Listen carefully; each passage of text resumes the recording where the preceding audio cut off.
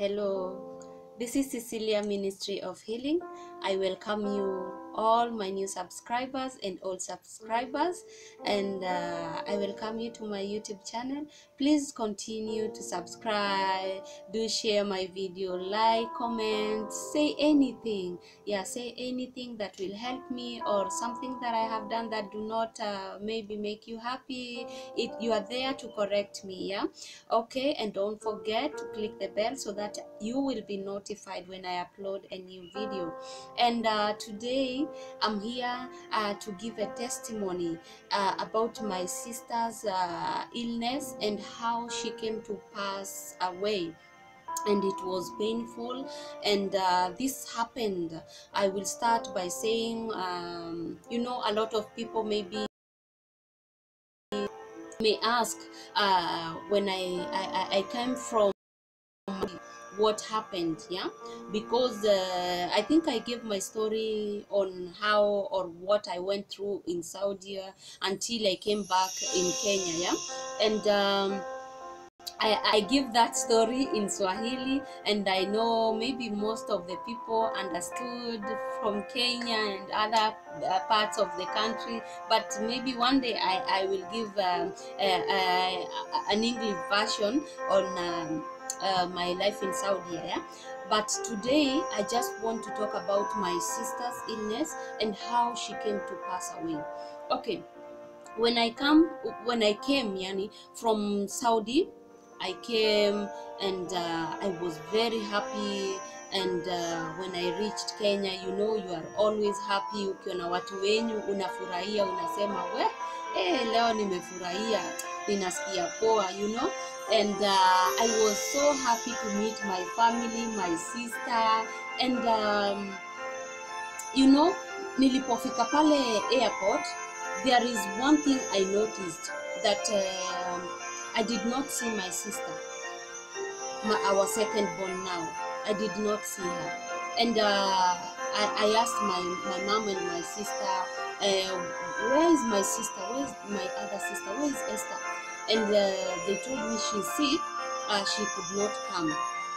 Na unajua yeye ndiye alinizindikisha the day that I was going to the airport, the day that I was going to Saudi, my first time.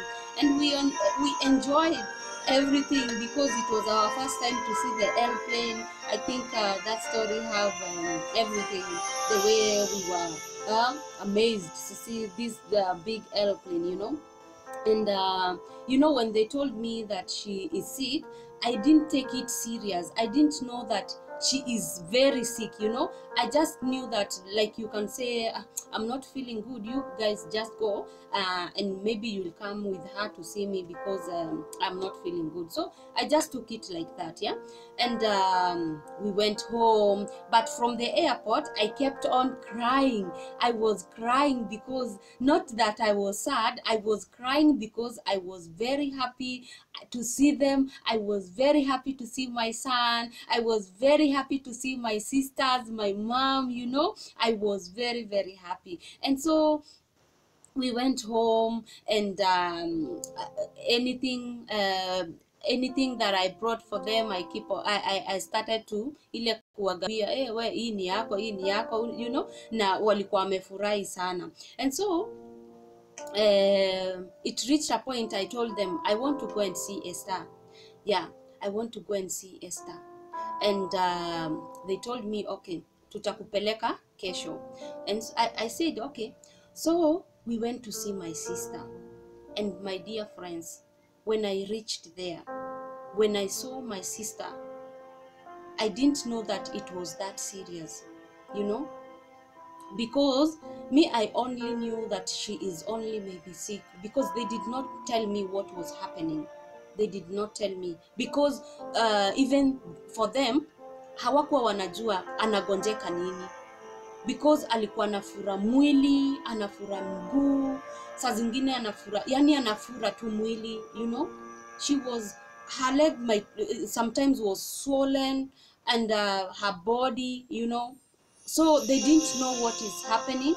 She went to the hospital, everything was checked, and then hakukuwa kunaonekana ugonjwa, and so sometimes she was going to the hospital, anakuwa sawa, wanarudi home, unaona. So ilikuwa ilikuwa in and out hivyo, ukwenda hosi, kutolewa, ako sawa, anaendelea poa kidogo. So mi nikachukulia tu si kitu serious.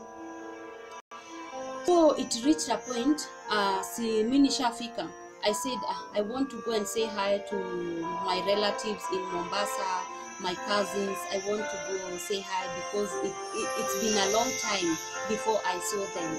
And so I went to Mombasa, and when I reached Mombasa, it is a long story. I just want to cut it short. I don't want to talk about what happened in Mombasa. Of course it was good, but there are some challenges I went through there in my cousin's house, but this time is not time to mention them, because that one I will mention in the video that I will make on how you can know that you have the spirit of rejection. Yeah, how you can know you have the spirit of rejection. So today we will not talk about that.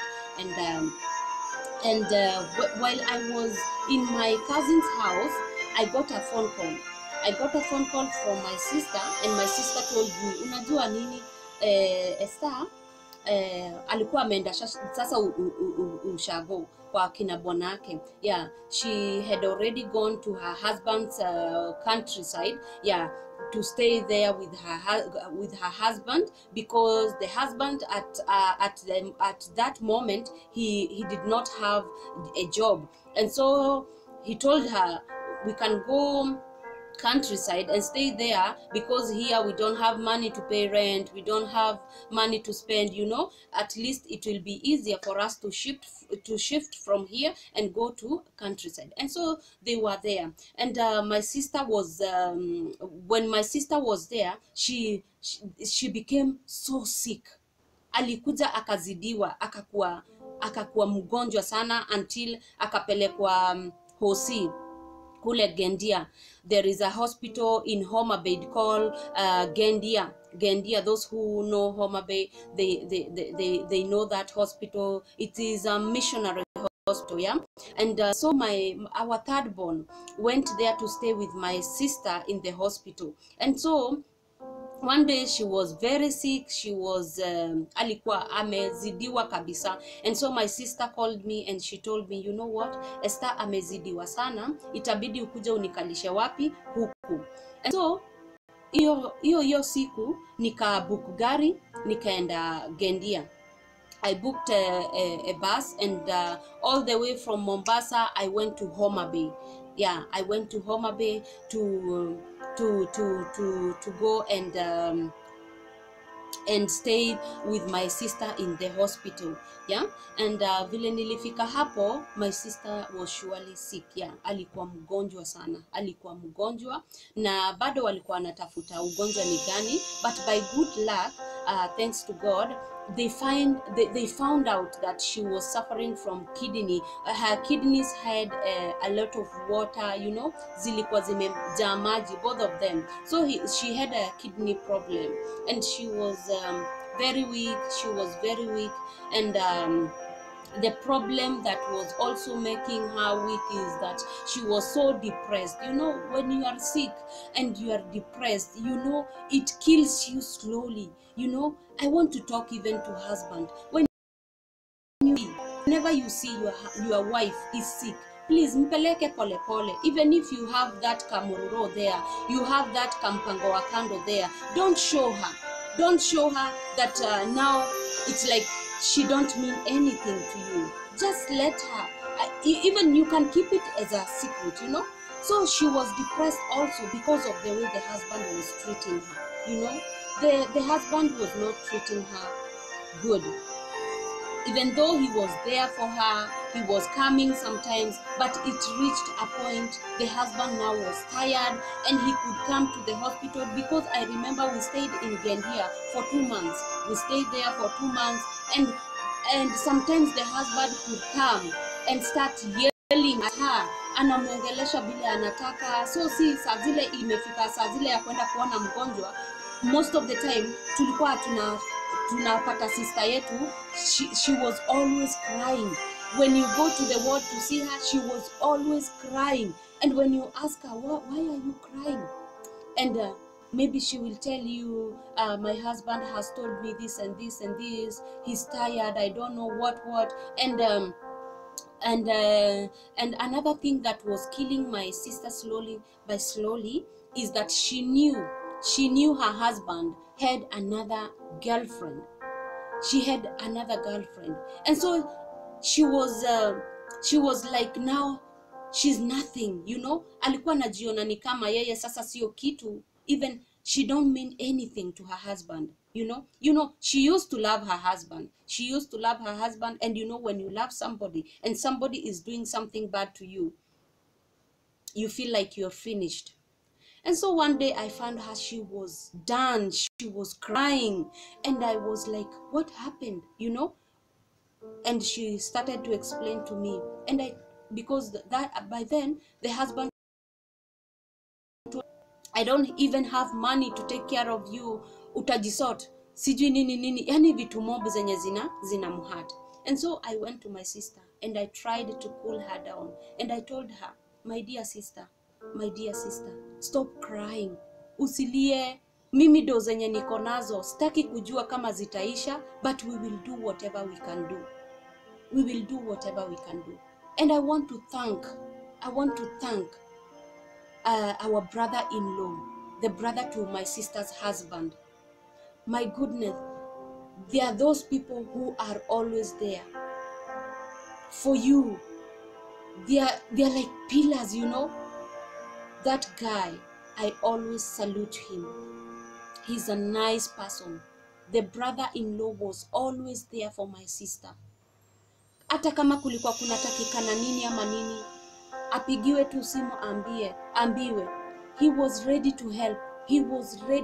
My sister. And so tulikuwa kenye anatoa kidogo na mimi pia na combine huku, alafu tuna treat sister yangu, because there was a lot of vipimo zenye zilikuanga zinahitajika, so that hizo tests, you know, there was a lot of tests that were needed so that they could find out what was happening in my sister's body, what will happen next, you know. And so it reached a point in Gendia, to cut the story short, and they said that sasa penye imefikia itabidi mumpeleke Jaramogi Oginga katibiwe huko juu. Sasa already we have found out that she had a kidney problem. Now it is the time for you guys to shift her to Jaramogi Oginga Hospital, and I think she will be treated there. And so I remember it was in the afternoon. And before I went to the ward, because you know, before the time reaches for you guys to enter or bring maybe food or drinks to the patients, yeah, in the ward, yeah. We were supposed to say outside. Tulikuwa tunakaa pale nje mnangojea mpaka saa zile matime zitafika za kuingia. And sometimes we were even going inside, because tulikuwa ni kama wenyeji, tulikuwa tumezoea pale, and everyone knew us because we were there for a long time, yeah. And so nakumbuka vizuri nikiingia that afternoon, nikapata sistangu amelia, na ilipata her husband was already there and he went, you know. And I found my sister crying, and I was like, what happened? Bwana amesema hivi, sijui. His husband, it's like he threatened her that he don't have money to take her to Kisumu Hospital, Jaramogi Oginga Odinga, and he talked a lot to her that were not good, you know. That's why I always say, please husbands, please, hata kama umechoshwa na mtu mgonjwa, please just talk something, because you never know, that person is feeling pain, and on top of that you're still making her feel like she is nothing. You're still adding pain to pain. It is not good. We are all human beings, and that's why I always say, let us take care of each other. Whenever you talk, watch your words. Look, whatever that I'm saying to this person and he's sick, does it make her to recover, or does it make her feel like she's now losing hope in life? You know? And so I tried my best, me and my sisters. I thank my sister also, because she was every time she was there for her. Even before I went there to Gendia, she was with her. She was with her, you know? And it reached a point, my sister alikuwa ameisha kabisa. Ameisha. So tukamwongelesha mimi na dada yangu, and we told her it is not the end of the day. Even if he talked like that, it is not the end of the day. And I cannot just say that the husband was that bad, you know.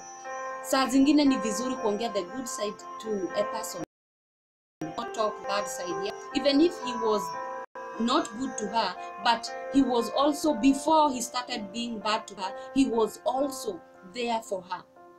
He was there for her, but it reached a point, it's like he lost hope. Na kaona, huyu sasa ni kama ananichosha, you know, ni kama ananichosha. And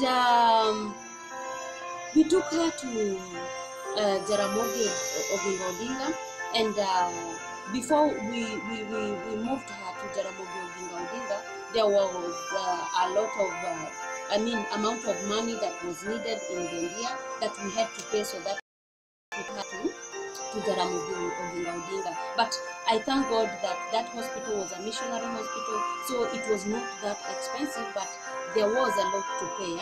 And I thank God we paid, and we took her to Jaramogi Oginga Odinga, and I saw my sister smiling, because now alikuwa, it's like amestack pale juana amesasita our brother-in-law, because he contributed whatever he had, and I also played my part, and we were able to shift her to another hospital, that is Jaramogi Oginga Odinga.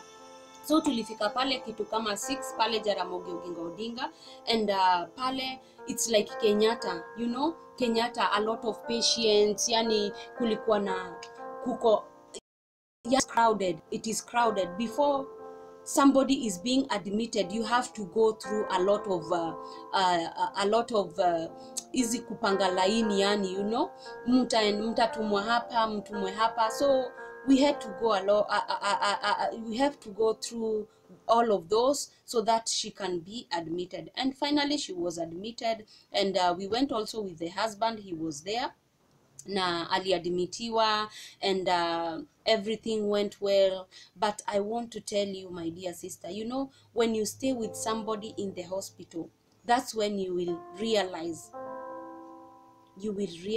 the importance of telling God, thank you for my life.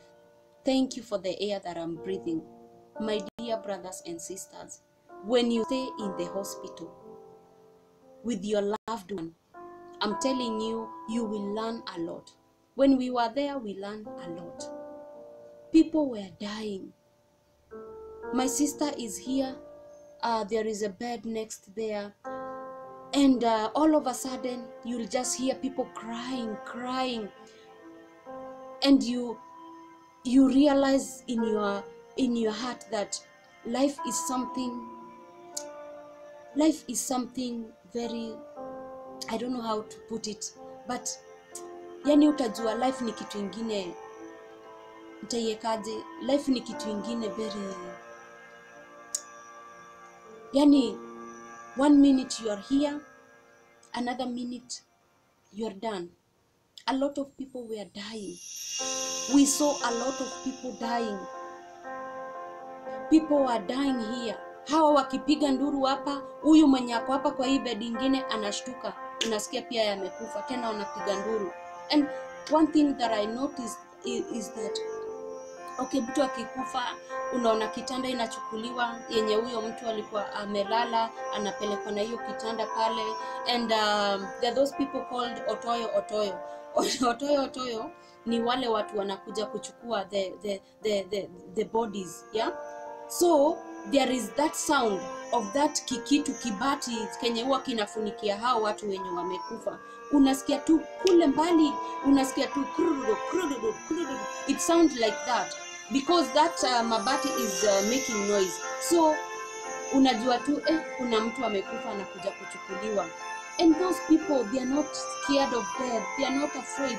Akikuja unaona tu hiyo mwili ina hiyo kibati nika troll hivi, kirefu kenye kinatoshea mwili ya mtu, inawekwa next to that bed, and then when you see that person being lifted from here to that thing so that it could be taken to the morgue, yani when you are there, standing there, because we were there, we were watching people being taken, the bodies being taken to the morgue, and you just look at that body, and maybe mkono imeshuha hivi, imeanguka kidogo, you see that mkono inawekwa hivi, inaregeshwa, yani when you are dead, you can hawezi kujitetea.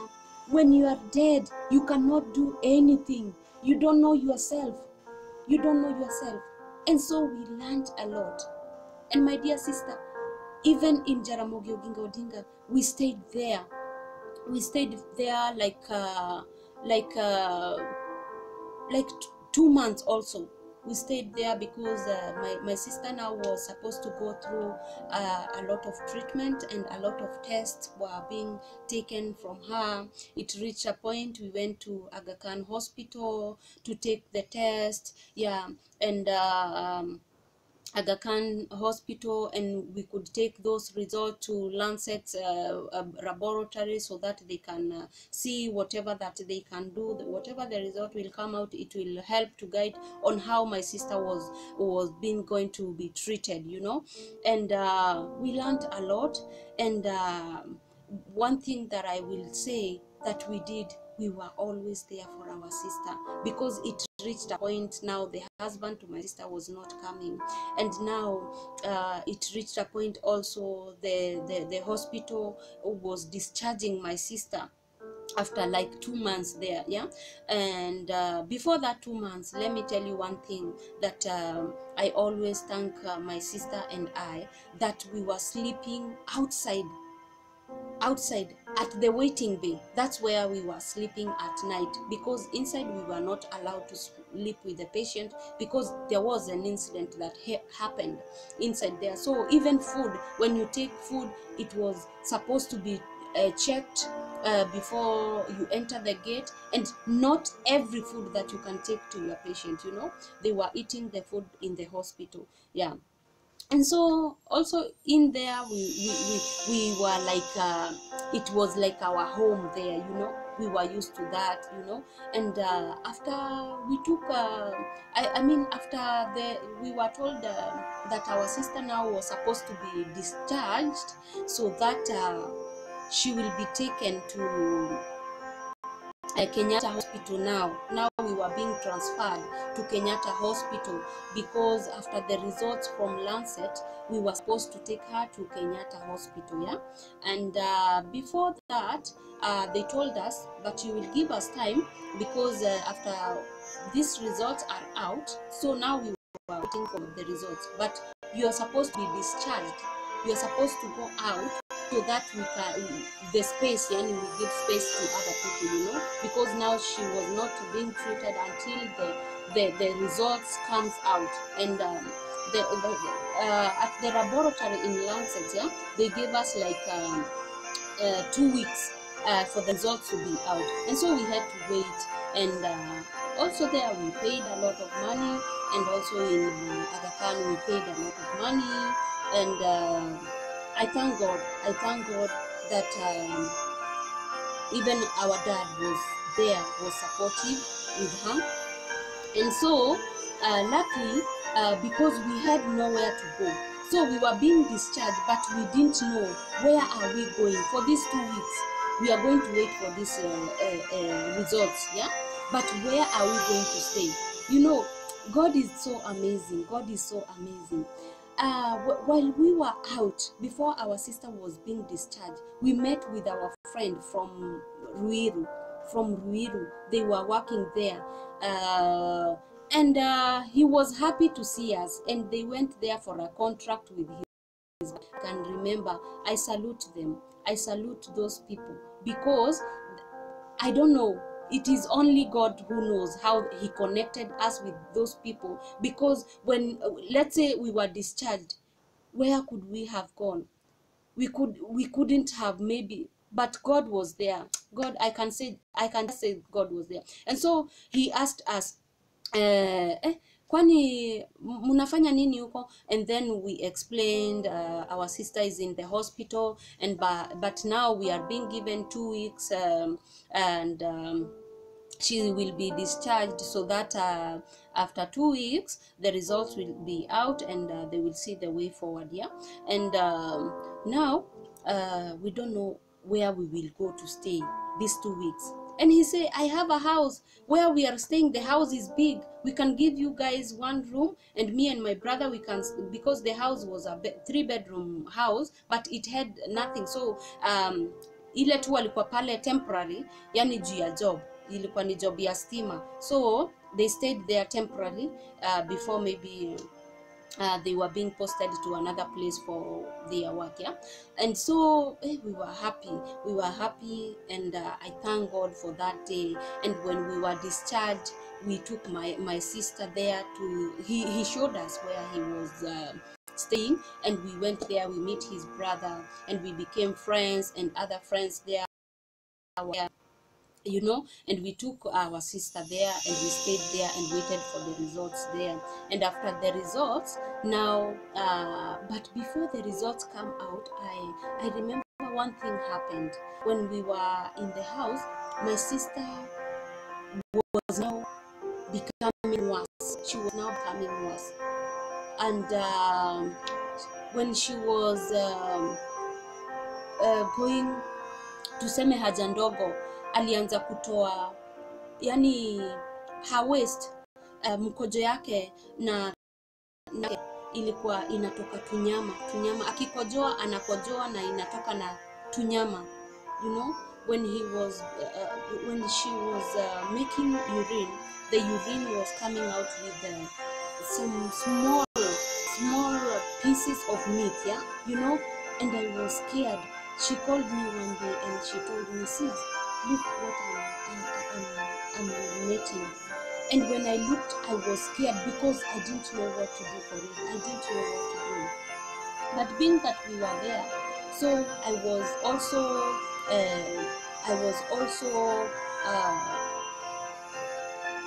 supposed, yani to, unajua huwezi kaa kwa wenyewe tu na hakuna kitu mnatoa, hata kama ni chakula mnalisha na mko wako. So nilikuwa nimesimamia side ya food pia, tunanunua pamoja. And so bila alinionyesha, I was so scared, and I was like, what is happening to her? And it reached a point, there was a song she used to like, a gospel song, but ikafika tu mahali akasikia ni kama ataki hata kusikiza hiyo song, you know. She was with this alikuwa na hii nini, ilifika mahali alikuwa sasa anataka tu kwenda home akaone baba na mama. Alikuwa anashinda akituambia, tutaenda Nairobi lini, mimi nataka kwenda kuona mama na nataka kwenda kuona baba. She was willing to Nairobi so that she can meet mom and dad, you know. She was so eager to meet them, but we didn't know why. And so after 2 weeks, we were being told now she will start dialysis. Yeah, she will start dialysis, na wakatuambia, okay, hawajaona kitu kubwa, but it's only that her kidneys had a lot of water. Na so she was to start dialysis, yeah. And so by good luck, we again moved from there Kisumu to Nairobi now, and we went direct to our home. We met dad, we met ma, and she was happy to see them. And so we couldn't waste time, because she was getting worse, and now she told us, please, I mean, we took her to the hospital, yeah. And I remember that day we took her to the hospital. She told us one thing, me and mom, we were with mom that day. We took her to the hospital to be admitted in Kenyatta. and she told us, whether I survive or if I die, don't let my children stay with my husband. That's what she said. And so we tried to tell her, okay, my mom told her, you don't need to talk like that now. The most important thing now you're supposed to talk is how you will recover.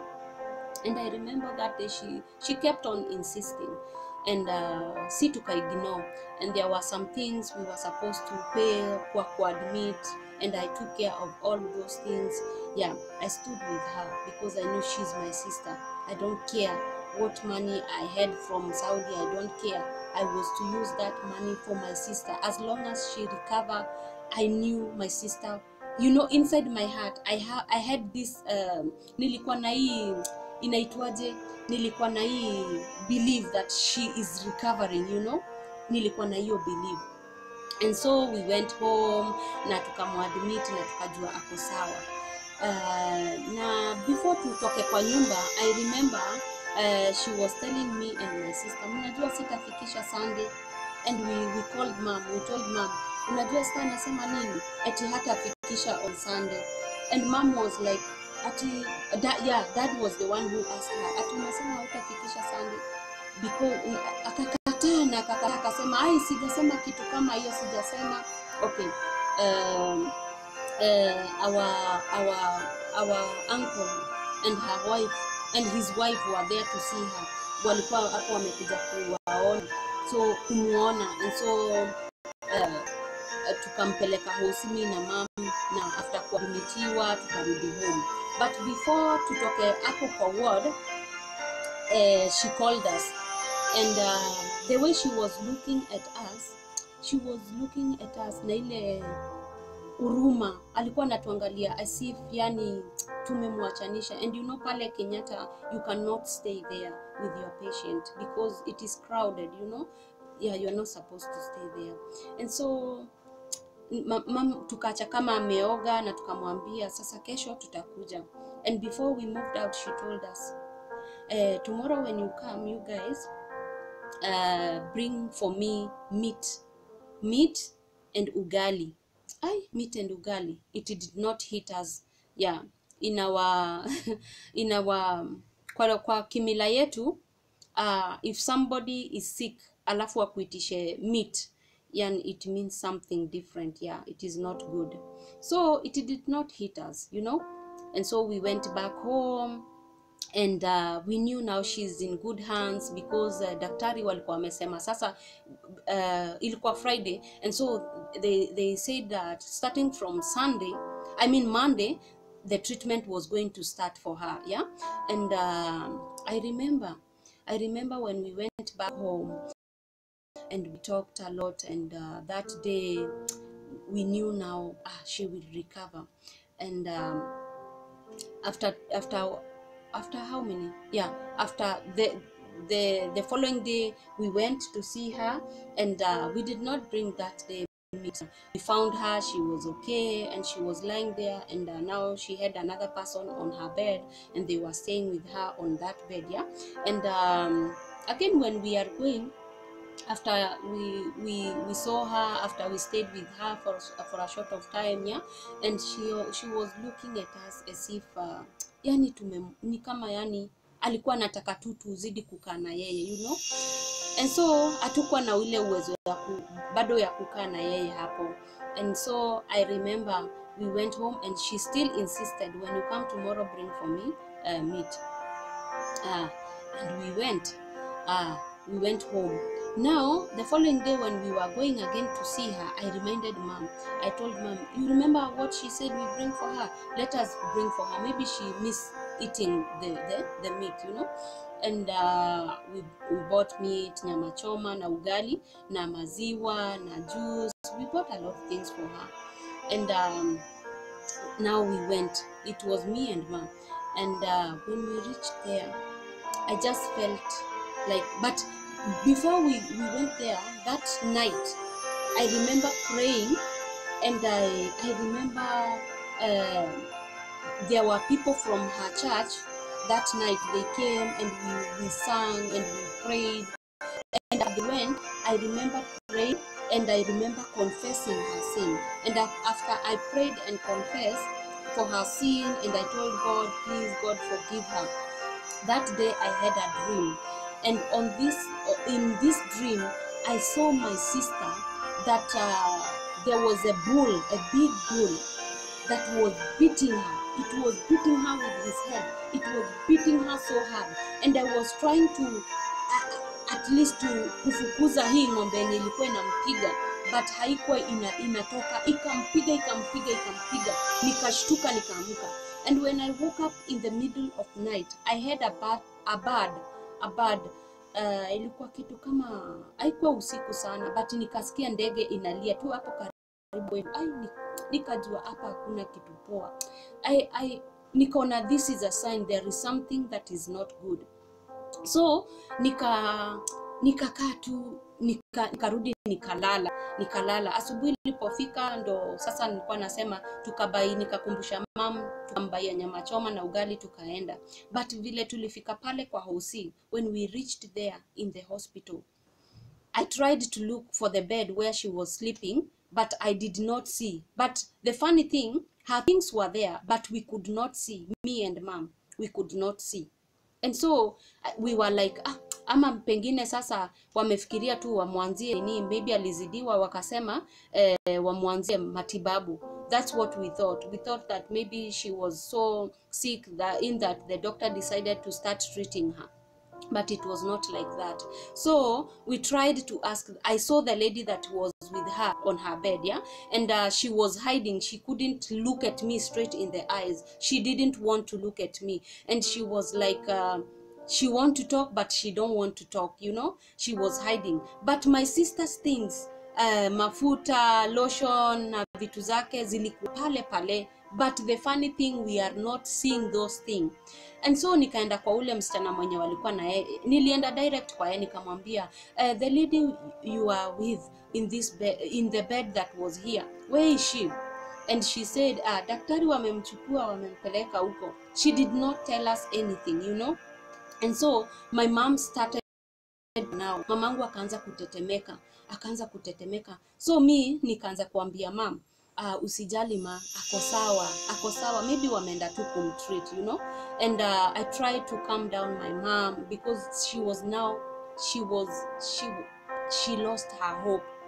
She didn't have strength, because she knew something was bad. You know, when you're a child, something happened to your child, you will feel it. And so mom felt it, you know. And so we went out of that ward, and before we went out, there was a lady who called me, and she told me, come. She was a Luo lady, and she told me, come, I want to tell you something. And I was like, you know where she is? And she told me, yes, come, I want to tell you. And my mom now was going out, and she met with her sister, and now she was asking about my sister, where is my sister? And they told her, mama nani, jina anaitwaje? And she told them the name. Na mimi nikarudi kwa ule msichana mwenye aliniita. I went back to that lady who called me, and when I went there, the lady asked me, are you the younger sister in this family? And I told her yes. And she told me, my sister, she looked for you yesterday at night. You know, I'm having this dream about my sister being beaten, and by that time she was struggling. She was looking for me, and she didn't know my number offhand. The number that she only knew offhand was our third born number. And kwa bahati mbaya alikuwa amezima simu, so alikuwa anajaribu akaomba simu ajaribu kucall, hakuna simu inachukuliwa, ilikuwa off juu sistangu alikuwa amezoea akilala anazima simu. So since that day alilana lesson. Nowadays when she sleep, she let the phone on, hakuna kuzima. So nikamwambia ako wapi, akaanza kuniambia vile sasa my sister was telling her before she passed away. And she told her, if my mom and my younger sister come, tell her to take care of my children, and tell my younger sister to take care of my children, and tell my mom that I couldn't hold it anymore.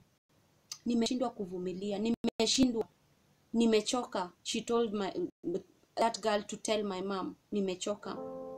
That's the only message she left before she died. That's the only message she left. It was so painful.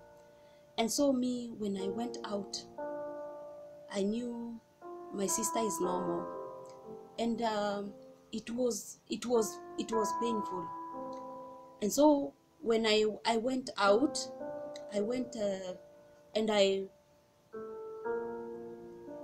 went now to look for my mom.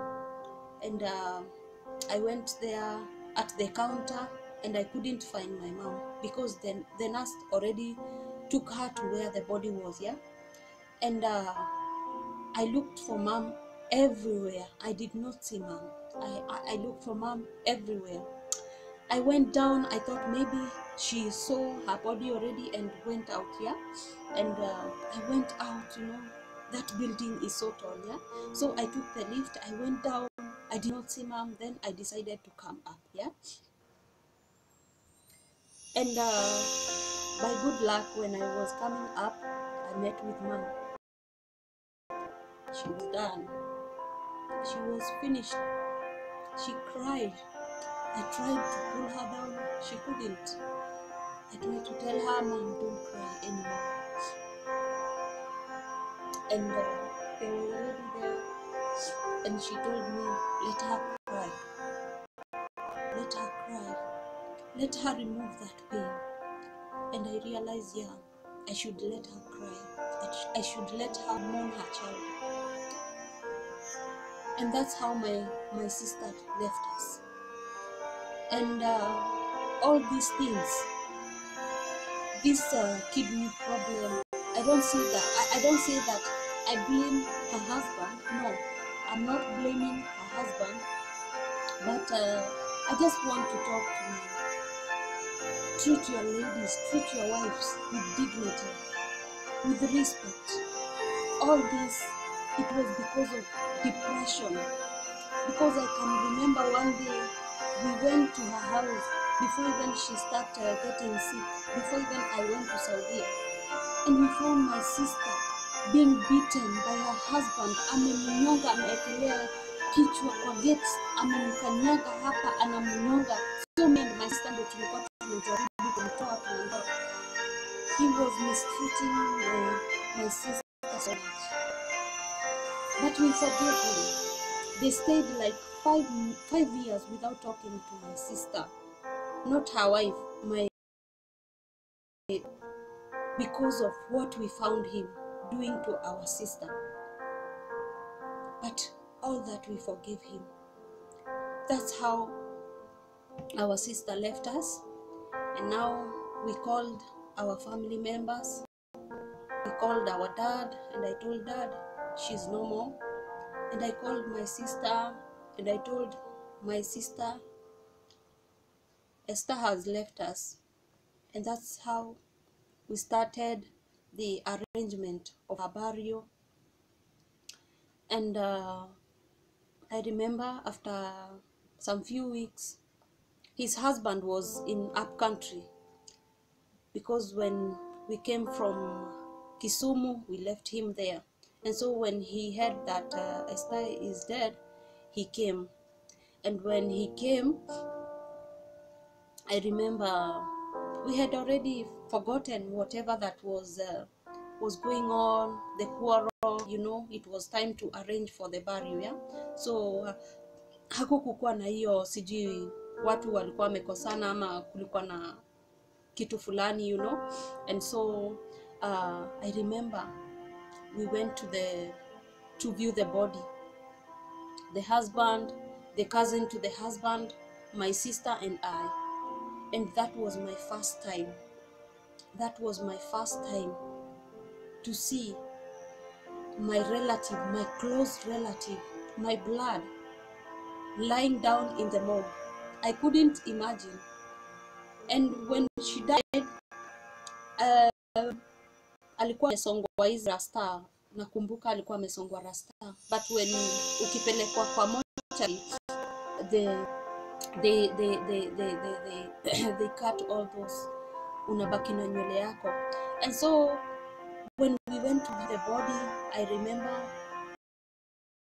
when we were praying, now we can view, that was my first time to view the body of my close relative. And we hold hands with my sister, and we went inside with her husband and the cousin. And the very thing, the first thing that we saw from our sister ni vile eyes ilikuwa kwa kichwa yake, you know, vile alikuwa huko ndani kwa morgue, vile alikuwa amelala. She was the same person that we knew. Alirudi normal, akakuwa ni yule Esther, alikuwa amelala in peace. She was in peace. The way she was lying down, she was in peace. She couldn't do anything. So we went inside and we saw her, and we cried a lot.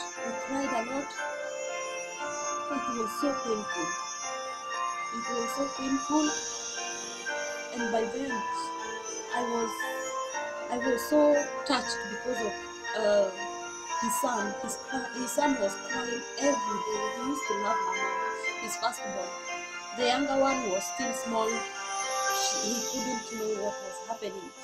And so when I saw the way my sister was lying down, and I knew this is vanity. Everything here on earth is vanity. And so the way we live here, this is the chance for us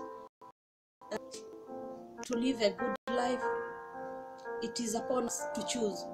It's either you live a good life or a bad one. But I thank God that she knew God. She used to love God, and she was a born-again Christian. She used to go to church. She used to pray. In our house, she was the only one who was a born-again Christian by then. She knew God. She died, knew God. That's the happiest thing, because I know she's with God now. And after we buried our sister and all my money was done, I started from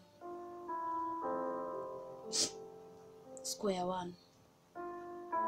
I didn't have any money left with me, because some of my money I spent for her, and some I spent for my son's school fees, because he was in a boarding school.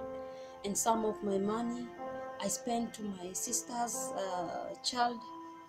I had to take her to the school, because she had no money to educate her. Because when I came back, I found out that she was out of school for like 2 months without going to school. And so like a sister, I heard that ilikuwa nimesikia ni vibaya, si ati hana baba yuko pale, but he's not doing anything, you know. And so I paid school fees for her, and that's how my money was done. Pesa ni maua. All these things in here on earth are vanity. And I did not regret that all the money that I came with from Saudi that I used like that. And I'm always proud of myself, because I think that's the best thing that I did to my sister before she died. And I have never regretted. I've never regretted using my money or spending my money to cater for my sister's health, because I knew she was going. I had that belief that she was going to recover. But God loved her the most, and there was nothing to be done. And since then, I lost hope, and I say I will never go working outside the country. I said I will never leave my sister's children, even though we tried to stay with my sister's children, but the dad took one of them, and the other one came back to us, and so the other one was left there. And so that's how it was. That's how it was. And this video is just for the remembrance of my loved sister. She will always be in my mind. She was a good sister. I didn't know that one day we can lose somebody in our family. And that's how my sister died. That's how my sister died. That's my testimony. And I thank God He was there to comfort us and to encourage us. And everything went well. Be blessed for watching, and may God bless you. Amen.